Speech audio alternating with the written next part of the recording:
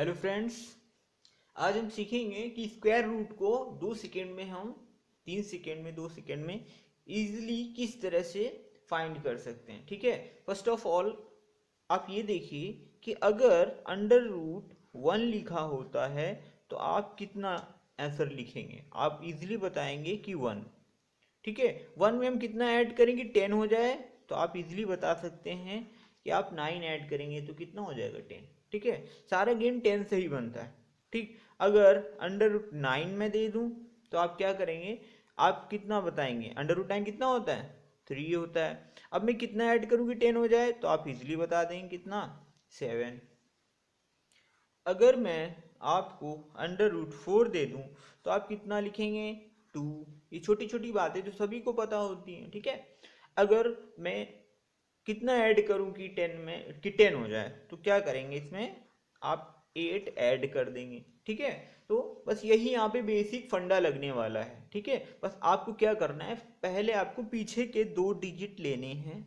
ठीक है, फिर स्टार्टिंग के जितने भी डिजिट 1 2 3 4 जितने बचते हैं उनको लेने। स्टार्टिंग में क्या करने हैं, 2 डिजिट लेने हैं आपको पीछे के। ठीक है, आप पीछे के 2 डिजिट लीजिए। देखिए मैं आपको बताता हूँ कैसे सॉल्व करते हैं। ठीक, आपने पीछे के 2 डिजिट लिए, कितना है, 0 4। ठीक है, अब आप 4 पर कंसंट्रेट कीजिए, ये आपका इकाई अंक है। ठीक है, आपका ये इकाई अंक है।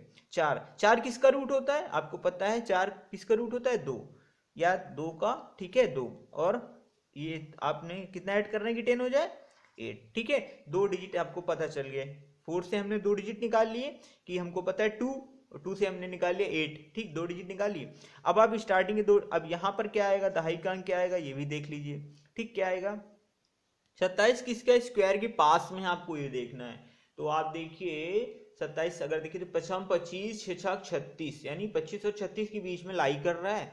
तो आप बड़ा वाला छोड़ दिए, छोटा वाला ले लिए, लेकिन 25 25। तो यहाँ पे क्या आ जाएगा, या तो 5 आ जाएगा या तो यहाँ पे भी 5 आ जाएगा, यानी कितना आ गया, या तो 52 आंसर आएगा या तो कितना आएगा, 58 आंसर आ जाएगा। ठीक है, अब हमको पता करना है कि कौन सा आएगा, या 52 आएगा या 58 आएगा।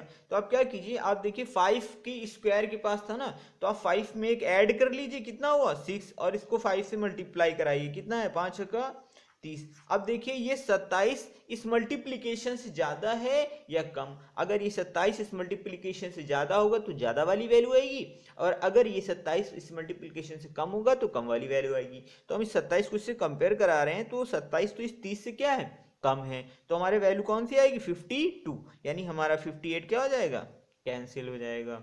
ठीक, फिर से हम देखते हैं, हमारा 1369 दिया गया। फिर से हम पीछे से 2 डिजिट लेते हैं, 69 ले लिया। फिर मैं क्या करता हूँ, यूनिट डिजिट लेता हूँ, इकाई का अंक 9 हो गया। कितना हुआ, 9। और आपको पता है कि 9 का रूट क्या होता है, 3। तो आप लास्ट में कितना लिख लिए, 3, और 3 में कितना ऐड करें, 10 हो जाए, 7। ठीक, अब आगे क्या आएगा ये देख लीजिए। 13 दिया है, 13 किसके स्क्वायर के पास में है, 3 3 9 और 4 चौक 16, यानी 3। ठीक है, 3 के पास में ना, यानी 3 3 9 4 चौक 16, तो 16 से ज्यादा हो जाएगा ना, 3 के स्क्वायर ले लेंगे तो यहाँ पर 3 लिख लेंगे, यहाँ पर भी क्या लिख लेंगे, 3। यानी आंसर हमारे या तो 33 आएगा या तो कितना आएगा, 37 आएगा। ठीक है, अब 33 आएगा या 37 आएगा, इसको कैसे पता करेंगे, आप 3 आया ना, 3 का स्क्वायर, 3 में एक ऐड करेंगे कितना हो जाएगा, 4। 4 को 3 से मल्टीप्लाई कराए, कितने 4 3 12। फिर इस 12 को इससे कंपेयर कराएंगे तो 13 क्या हो रहा है, इस 12 से बड़ा है। 13 क्या है, इस 12 से बड़ा है, तो हमारा आंसर क्या आएगा, बड़ा वाला। छोटा वाला क्या हो जाएगा, कैंसिल।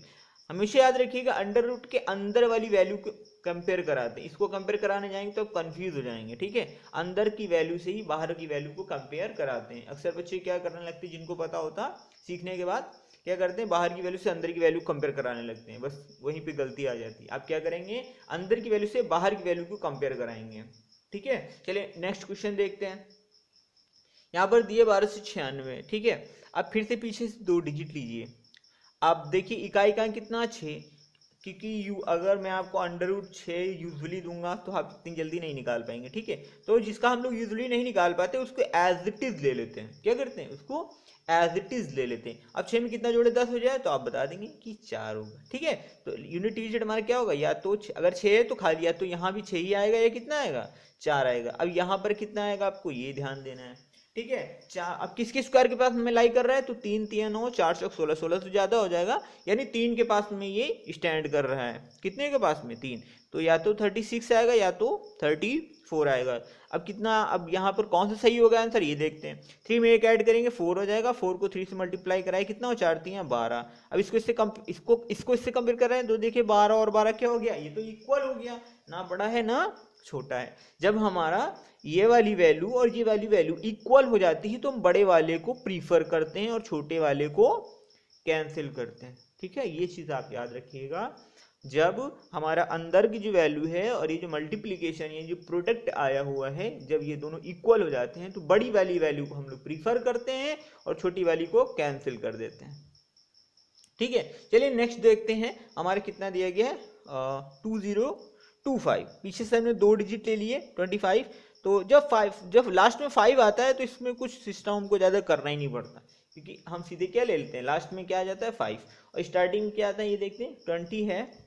ठीक है 20, तो ये किसके स्क्वायर के पास लाई कर रहा है, तो 3 3 9, 4 चौक 16, 5 25 तो ज़्यादा हो जाएगा, तो 4 चौक 16 यानी 4 के पास लाई कर रहा है, तो हमने क्या कर दिया 4 लिख दिया और हमारा आंसर 45 आ गया। ये डायरेक्टली निकल आता है, क्योंकि अगर 25 करूंगा 5 का स्क्वायर तो ज़्यादा हो जाएगा, तो 4 का स्क्वायर मैंने ले लिया तो ये ज़्यादा नहीं आएगा।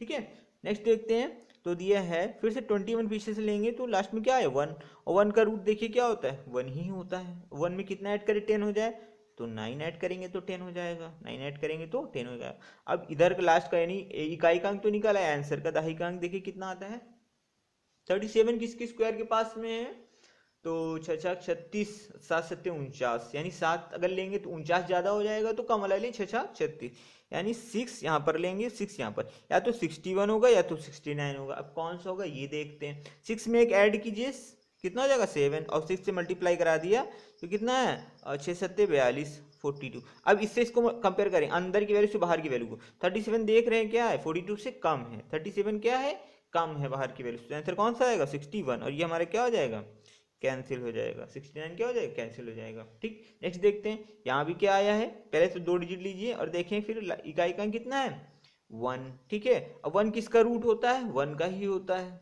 ठीक है, कितना ऐड करने पे 10 आता है, तो 9 ऐड करने पे 10 आता है। ठीक है, उसके बाद देखिए किसके स्क्वायर के पास लाई कर रहा है, तो 4 चौक 16, किसके स्क्वायर के पास ये लाई कर रहा है 4 चौक 16।